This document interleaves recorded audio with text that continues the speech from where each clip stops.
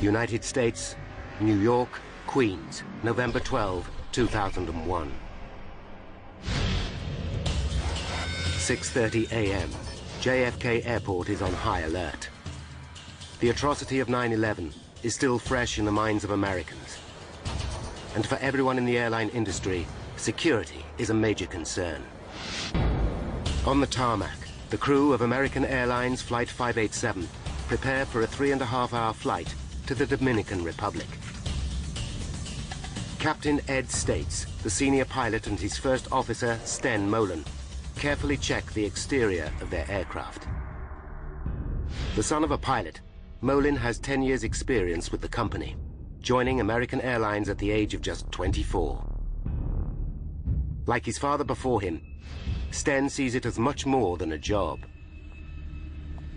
If he wasn't a pilot, he doesn't know what he would be doing because it was that important. He loved his job. Traveling to the Dominican Republic this morning are 251 passengers. Among them, 83-year-old Hipólito Algaroba and his 73-year-old wife, Ubencia. The elderly couple have decided to return to their homeland for their twilight years and are expecting their son, Hector, to show up and see them off.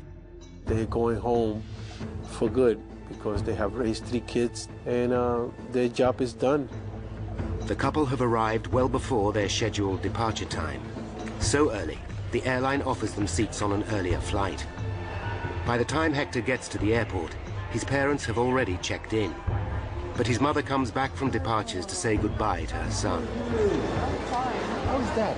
I asked about my father, and she said that he's fine, and he said he'll see me when I get there in a couple of months. And I gave her another kiss. I guess that was the kiss from my father. At 7 a.m., Ed States and Sten Molen begin pre-flight checks. The aeroplane is an Airbus A300-605R, capable of carrying up to 266 people. Built in Europe some 13 years ago, it is one of the oldest in the American Airlines fleet and has racked up over 37,000 hours of flying time. Nevertheless, the Airbus is recognized as one of the most reliable airliners in service. Today, though, that reliability has been undermined by the stringent new security measures. Every passenger is searched twice before boarding is allowed, and the scheduled takeoff time of 8:40 begins to slip. By 9 a.m., all 251 passengers are on board. I'll program the computer. Pre-flight checks are complete. Clear right. Clear left. And Flight 587 begins to taxi to runway 31L. It's a fine day, and Sten Molen, the co-pilot, will fly the plane on the first leg. 9:11 a.m.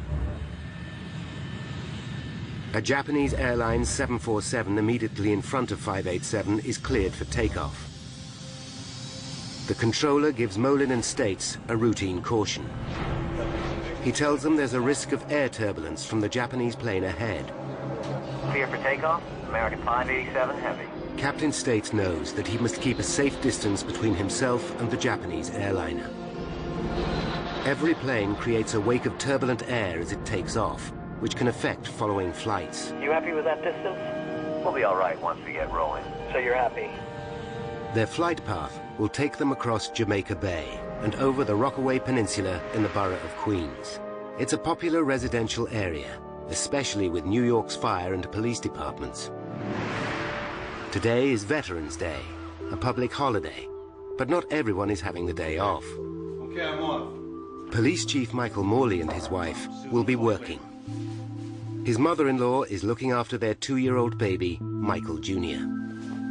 Okay, Mikey. It was just another day. I just had spent about the first week of not doing 12-hour days going down to the World Trade Center. Now, a week later, they started trying to get the police department to get back to normal. Mike Morley's next-door neighbor is Lois Shaw, a financial controller for a lighting company. It was a beautiful day, and I just left and got into my car, and I really didn't think about anything. And I'm just driving to work. Because it's a holiday, her husband Mark is at home. He's taking their 15-year-old son to the doctor. Jason, come on, let's go. If he can get him out of bed. I say, like, what are you doing in bed? And like any other teenager, he gives me that answer. I said, come on, it's time to get up, we gotta go. 9:14. Sten Molen starts the takeoff run. Rotate. 9:14 and 29 seconds. D2. Flight 587 lifts off. Positive rate, gear up, please. Ground control at JFK wishes them well and instructs Molen and States to contact New York departures. 9:15. Flight 587 is now at 1,700 feet. The departure controller gives them a navigation fix. New York, American 587, heavy turn left, proceed direct wavy. We'll turn direct wavy, American 587, heavy. 1 second later, the plane begins to shake. The pilots know the turbulence is likely to have come from the Japan Airlines jumbo up ahead. It's a routine hazard, and Molen flies through it. 250, thank you.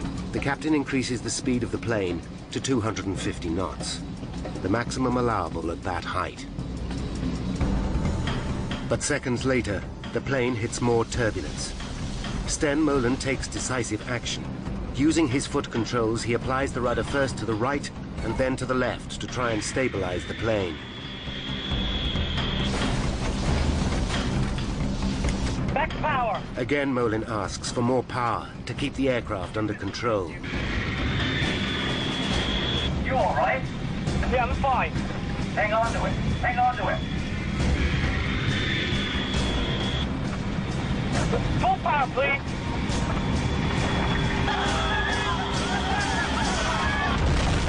Holy! Less than 2 minutes into their journey, Flight 587 is in deep trouble. The lives of 260 people in the air and many more below are in mortal danger. 89 seconds after takeoff, Flight 587 is in trouble. In the cockpit, co-pilot Sten Molen is fighting the controls. What the hell are we into? I'm stuck in it! Get out of it! Get out of it! Far below, 53-year-old Pete Hayden, Deputy Chief of the New York Fire Department, is taking his first day off since September 11th. His attention is drawn to a plane making an unusual straining noise. It's struggling. I look up. It's lower in the sky than normal. I'm watching it, and the plane suddenly begins to break apart. Holy!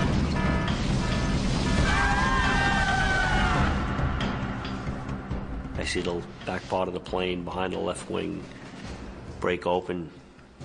Smoke and flames come out. As the plane spins out of control, the engines shear off.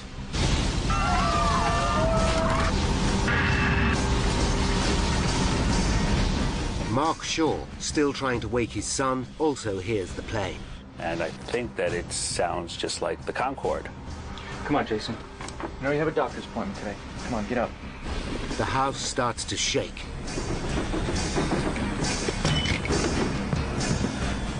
Pete Hayden watches in disbelief.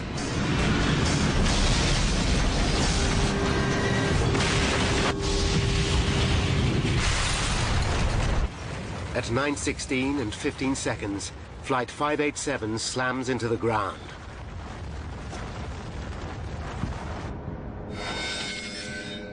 At 9:20 a.m., a pilot who has seen the crash alerts air traffic control at JFK. Yeah, look out to the south of the aircraft crashing. Say again? An aircraft just crashed to the south of the field. An aircraft crashed south of the field? Aircraft fireball. Controllers see a black pall of smoke over the suburb of Rockaway.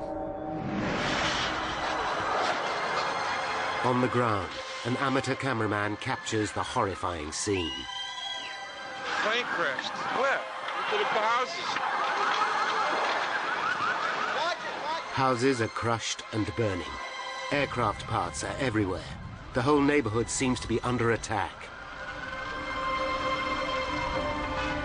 One of the first at the scene is Deputy Fire Chief Pete Hayden. There are bodies everywhere, all over the streets, in the yards, some victims still strapped into the seats of the airplane. For Pete Hayden, the scene is all too familiar. It's 9/11 all over again, only this time it's his own neighborhood that has been hit. I'm wondering who it is that I know today that was killed. As the full scale of what has happened becomes apparent, residents are in a state of shock. The engine fall down and the belly fall, the piston left side and make it straight all the way down. From across New York, emergency services race to Rockaway. Among them, Inspector Michael Morley, who's horrified to hear the plane has crashed close to his own home.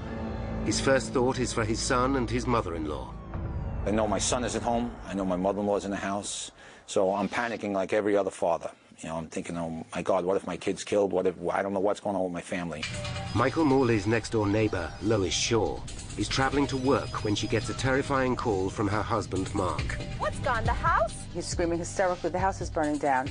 So I just totally freak out, and I'm trying to scream, where's Jason, what's happening? But we get disconnected at this moment.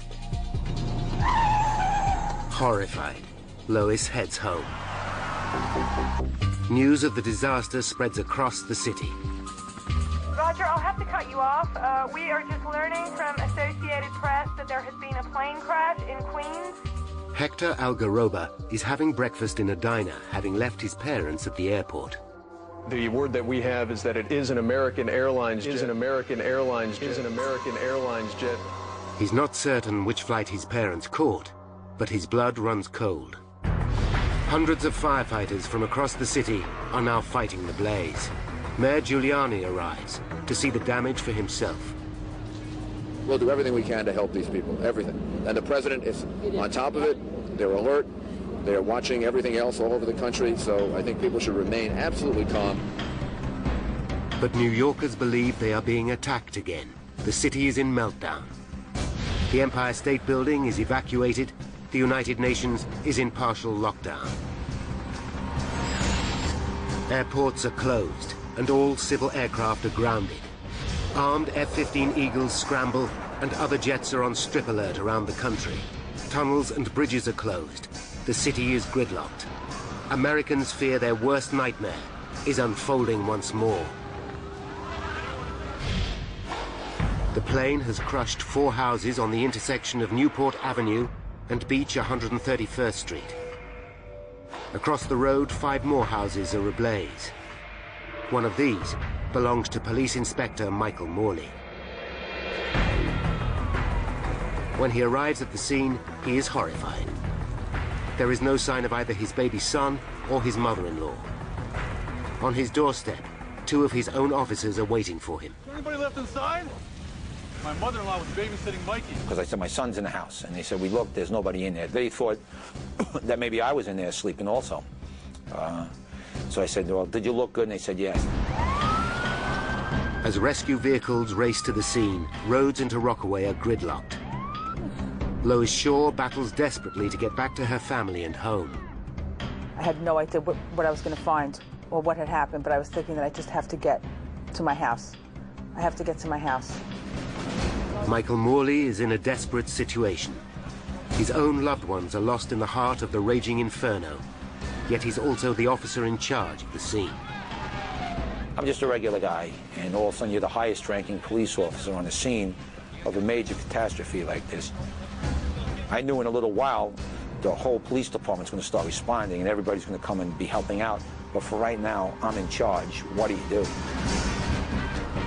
Desperate to find her son, Lois Shaw abandons her car.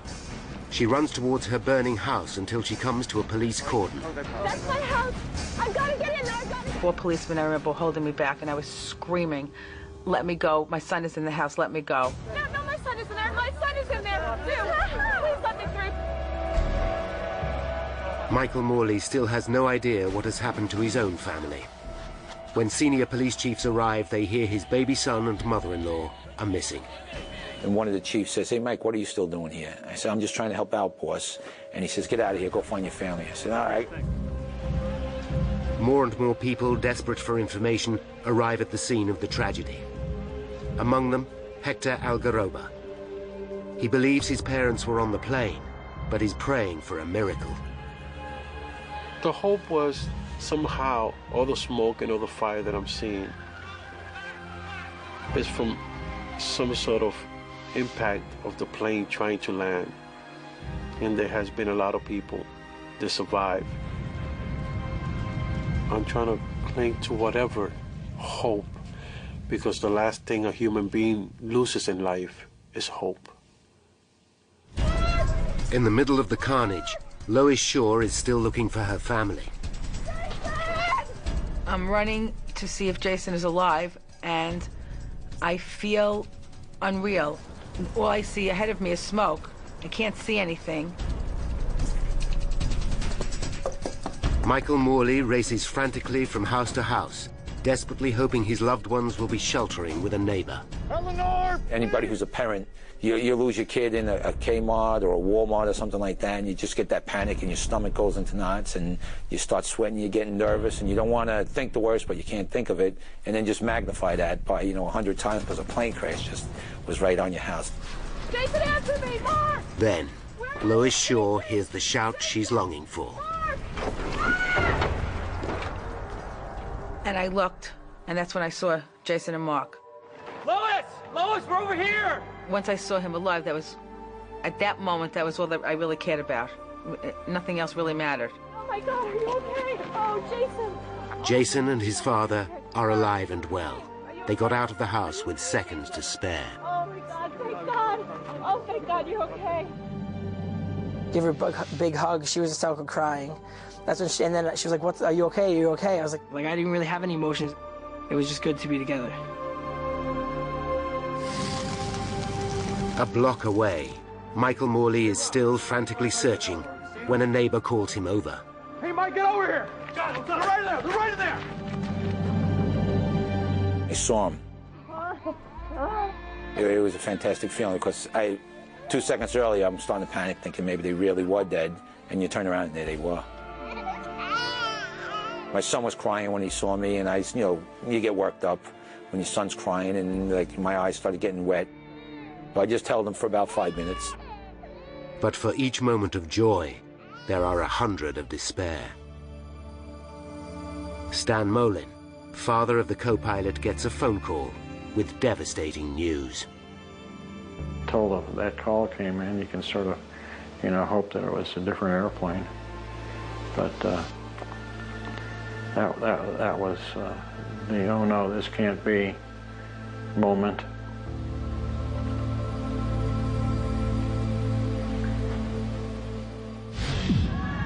In the Dominican Republic, relatives expecting a family reunion at the Santo Domingo airport are suddenly confronted with an appalling reality. Their loved ones are dead.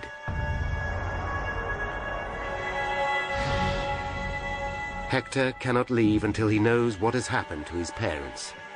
He waits, hoping desperately. With the fire under control, the body count and identification of victims is underway. Mayor Giuliani holds a press conference. We have so far recovered 132 bodies.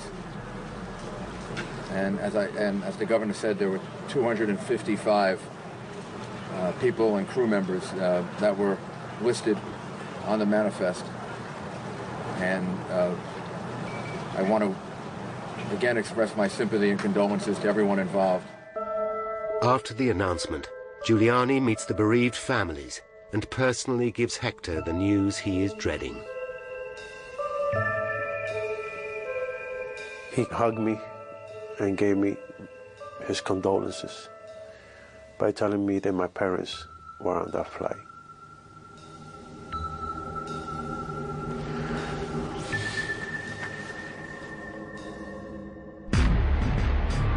It's just 2 months and 1 day since 9/11. The parallels with America's worst terrorist outrage are striking. America looks to the White House for answers. At 12 p.m., White House Press Secretary Ari Fleischer makes a statement. First, information is always subject to change. We have not ruled anything in, not ruled anything out. Then President Bush interrupts a meeting with Nelson Mandela to make a statement. We sent our FEMA teams over. The FBI is over there. And this investigation is being led by the National Transportation Safety Board to make sure that the facts are fully known to the American people. How did Flight 587 end in catastrophe? Why did one of the most reliable aircraft in service break up in midair and come crashing down on a residential suburb? Now, by going deep into the investigation, we can reveal the facts behind one of the worst aviation disasters in US history, and how the truth sent shockwaves through the entire industry. Less than an hour after the crash, 21 NTSB officials, the GO team as they are called, are on their way. The man in charge is Bob Benson, a veteran investigator who's handled 94 major air disasters, including the 1988 Lockerbie bombing over Scotland. But not even Lockerbie can prepare him for pressure like this.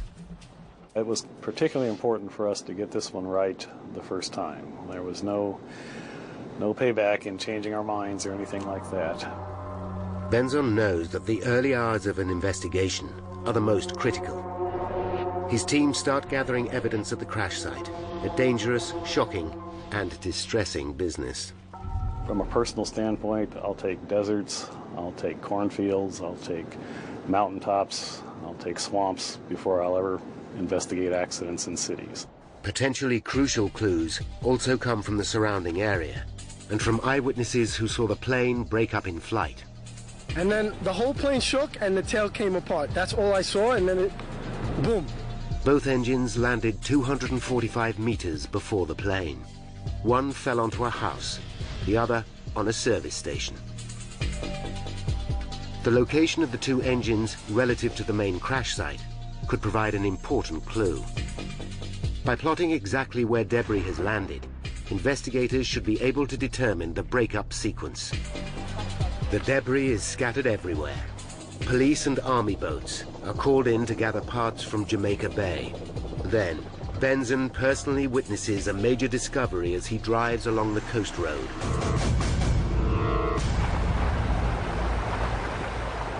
A crane is lifting the tail fin from the water. That really got our attention. The tail fin is an essential component of the aircraft. Without it, an airliner simply cannot fly.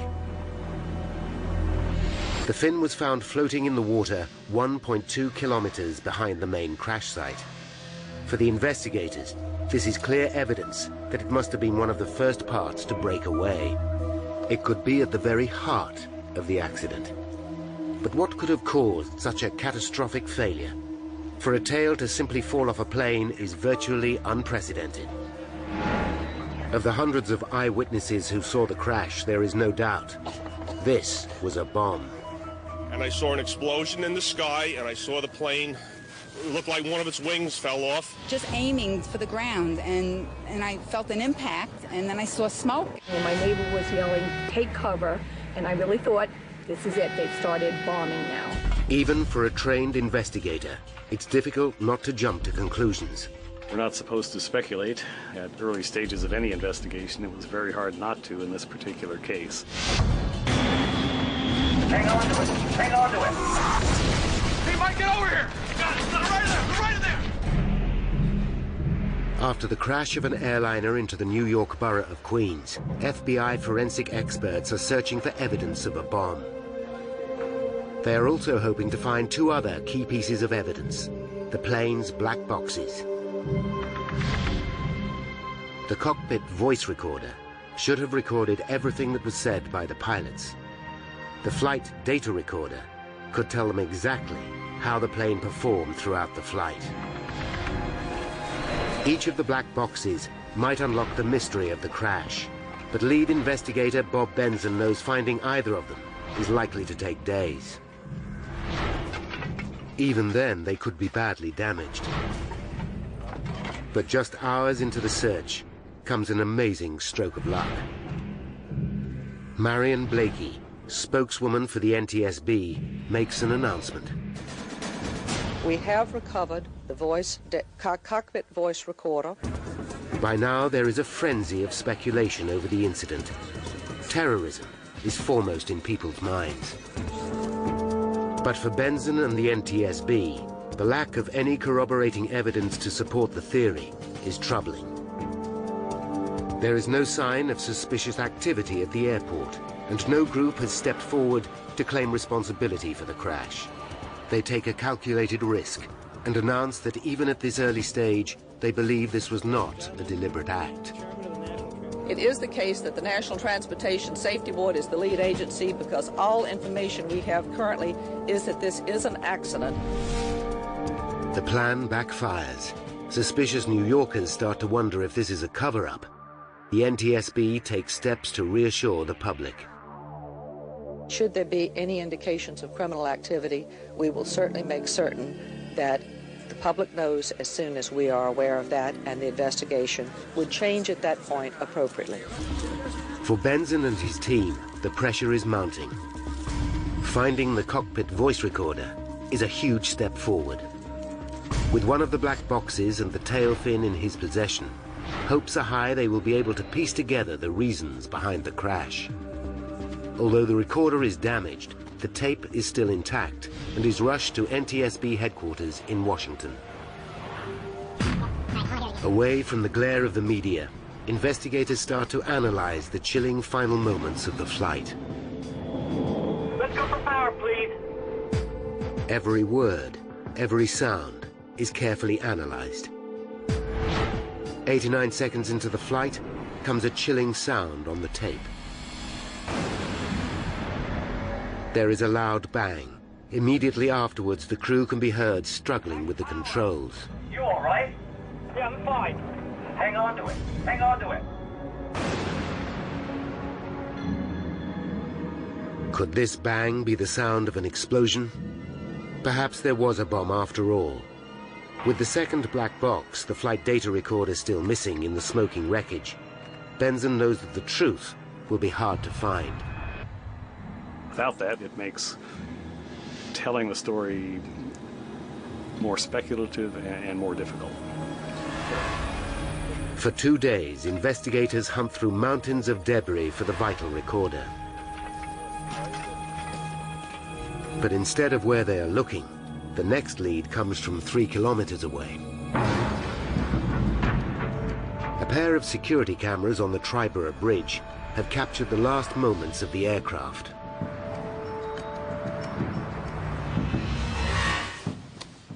These tapes could hold the key to the disaster. In the grainy footage, the Airbus can just be seen as a black dot. On one camera, the dot disappears behind a building. Then the second camera picks it up.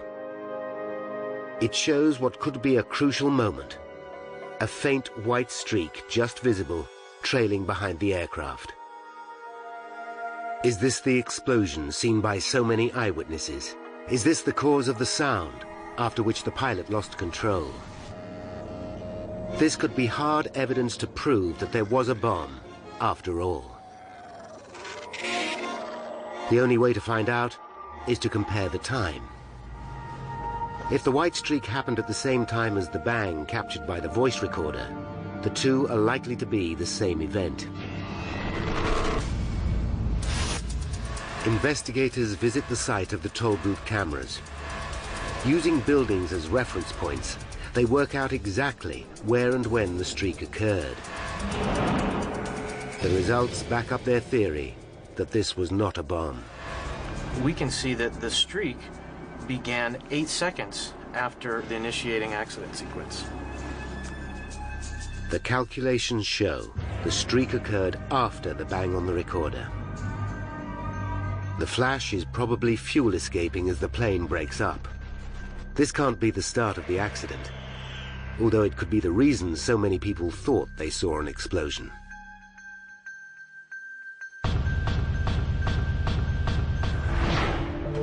Then, back at the crash site, comes a dramatic development. Investigators get the news they have been desperate to hear. Searchers have recovered the flight data recorder. But the relief is short-lived. The black box is damaged. The NTSB sent it back to the manufacturers to see what, if anything, can be retrieved.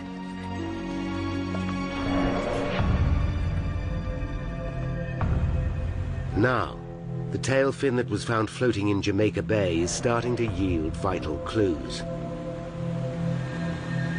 The first thing investigators notice is that the fin is built from a high-tech material called reinforced carbon fiber composite. Often used in racing cars and sports equipment, composites consist of layers of carbon fibers bound tightly together with resin. The A300-600 was one of the earliest civil aircraft to feature this high-strength material, and it's used in many areas of the plane. But when investigators look closely, immediately alarm bells begin to ring. There are 6 main attaching points connecting the tail to the fuselage. All 6 have given way. There has never been a plane crash caused by a composite failure, but Benson can rule nothing out. You have to imagine a force large enough to break 6 attaching points made out of one of the strongest materials in the world. 6 of these holding the vertical stabilizer on, and all of them broke. So the forces had to be just tremendous. The detail of the failure is what worries the team. Plans show how each of the 6 attaching points has 2 lugs. One made from aluminium, the other from composites, connected by a titanium bolt. The damage shows that the metal lugs and the bolts remained intact, but the composite lugs all gave way. Benson has to consider the appalling prospect that the composite material itself may be faulty. With 240 similar planes still in service and thousands more using similar technology, it would have huge implications throughout the aviation industry. There's something that the composite creators or designers missed 25 years ago that's now just starting to rear its ugly head. That's bad news for a lot of airplanes that are already flying.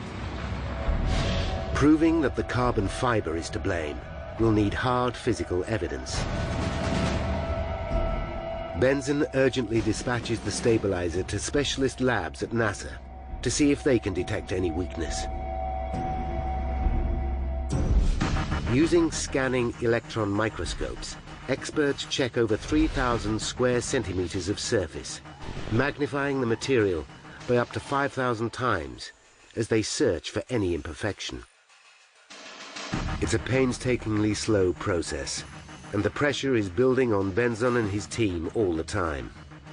It keeps you awake at night. You've got a lot riding on these things, and the eyes of the world initially, and then later on the eyes at least of the aviation industry are on us. The pressure is also growing on Airbus. Is the design of their aircraft at fault? Has there been an error during assembly? They scrutinize every lug, bolt and fitting on the tail, including the vertical stabilizer as it is called. After hundreds of hours of work studying Airbus's design and construction methods, NASA and NTSB scientists finally give the plane a clean bill of health. They can find nothing wrong with the aircraft or the materials used to build it. While the news is welcome, it only serves to deepen the mystery. Although we were relieved in that aspect, we knew we had a long row ahead of us because we still had no idea why the vertical stabilizer really came off. Then, just as the investigation seems to have stalled, comes a vital turning point. Information from the damaged flight data recorder has at last been retrieved. I was very, very relieved. But no one is prepared for the startling picture that the flight data recorder will give. The focus of the entire investigation suddenly shifts from the machine to the man flying it, co-pilot Sten Molen. 83 seconds after takeoff, the recorder shows that Molen applied 5 extreme movements of the rudder, causing the plane to lurch violently from side to side. The plane slips sideways to its direction of travel, first one way and then the other. I've looked at a lot of flight data readouts in my time. I've never, ever seen that particular type of activity occur. They realized that traveling at nearly 470 kilometers per hour, the aerodynamic stresses on the 130-ton Airbus would have been extraordinary. They were virtually unprecedented to us. We were amazed. It seems as though on the fifth movement of the rudder, the entire tail fin broke off. The implication is extraordinary. Simply by manipulating the controls, the pilot broke the aircraft.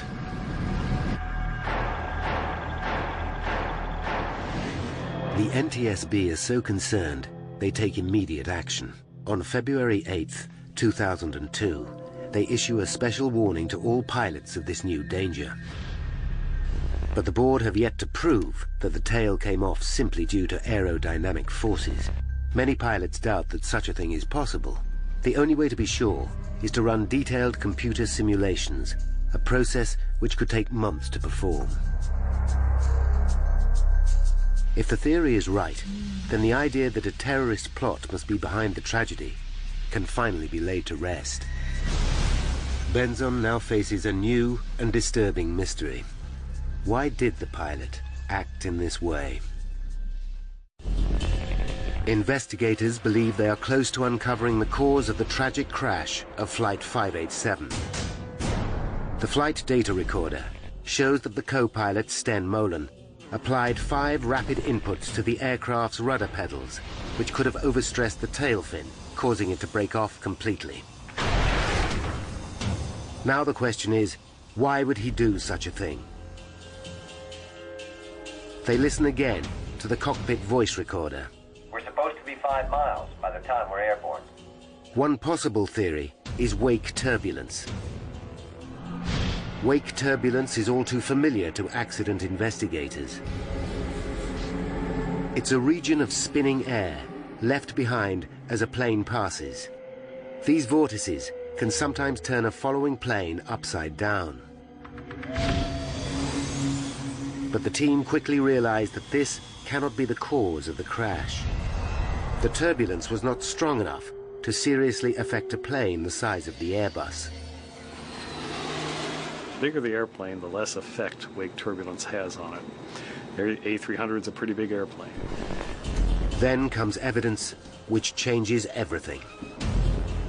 The investigation team interview Molen's friends and colleagues, and they discover a vital piece of information.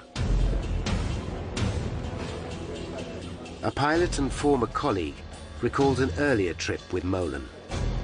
During an encounter with turbulence, he used the rudder aggressively, even though there was no apparent risk to the plane. The evidence is conclusive. Molen had reacted in the same way before.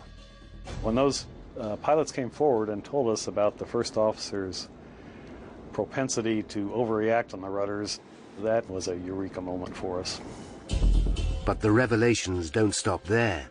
When questioned at the time, Molen said he had been trained to use the rudder in this way by American Airlines.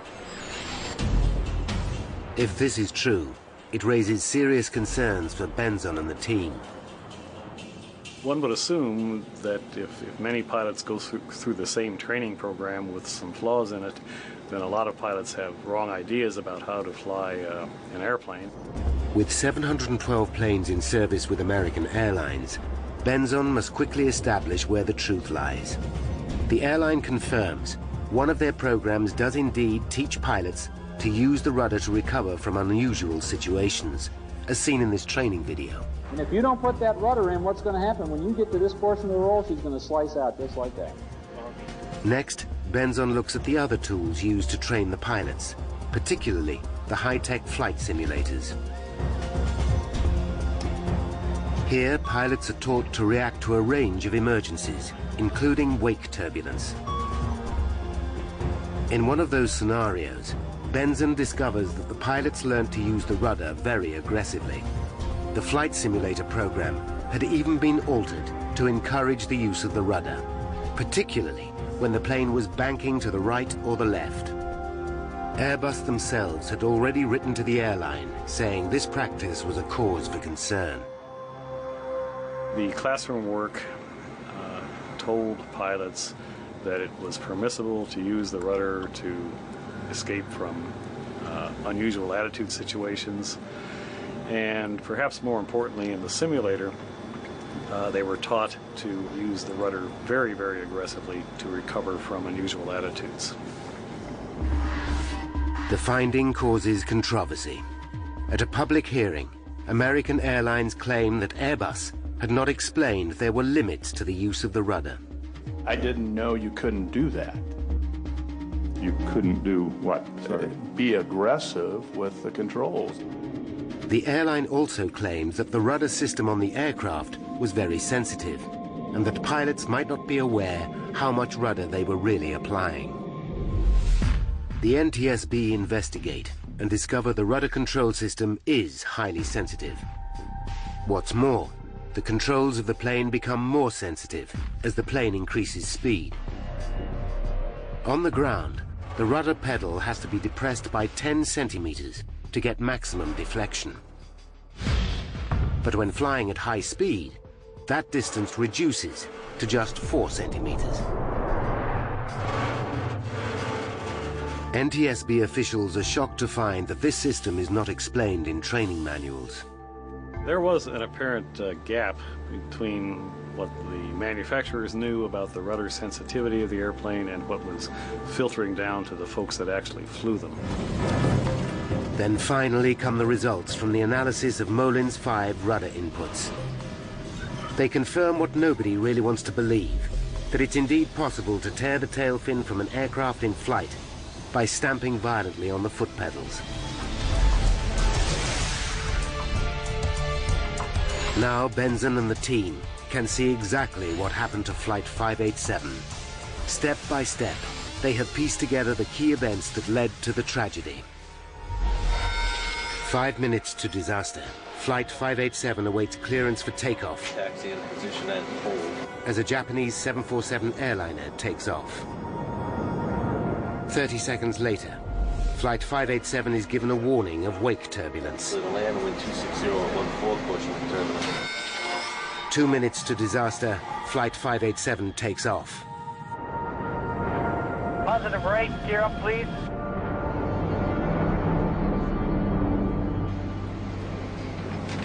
One minute to disaster, 587 encounters turbulence for the first time. Sten Molen flies through it. 30 seconds to disaster, 587 hits a second, larger wave of turbulence. The plane is now banking to the left, reminding Molen of his simulator training. Rudder movement! Not realizing how sensitive the rudder system becomes in flight, Molen stamps on the pedal, causing maximum rudder deflection. The plane swings violently to the right, placing enormous loads on the tail fin. Investigators believe that an astonished Molen thinks that the plane is reacting to the wake turbulence. He doesn't realize that his own use of the rudder causes the violent movement. Molen immediately slams the rudder pedal into the opposite position. The plane now swings violently back to the left, placing another enormous load on the tail. Both Molen and States believe the plane is somehow caught in the turbulence. What the hell are we into? I'm stuck in it! Get out of it! And in a desperate attempt to get control, Molen applies another rudder input, this time to the right. Now, thoroughly disorientated, Molen again applies full rudder. 587 is now on the brink of disaster. Finally, on the 5th rudder input, all 6 lugs connecting the tail to the fuselage tear apart. The plane is now doomed. Terrified passengers and crew can have no idea what is happening. Huge G-forces rip both engines away. 106 seconds after takeoff, Flight 587 falls from the sky. 265 people are dead.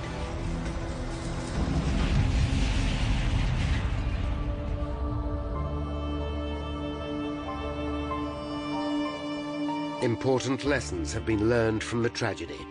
Airbus have issued a bulletin reminding pilots how to use the rudder, and American Airlines have modified their training program. Together with the NTSB, the aviation industry has moved to ensure that such a terrible accident will never happen again.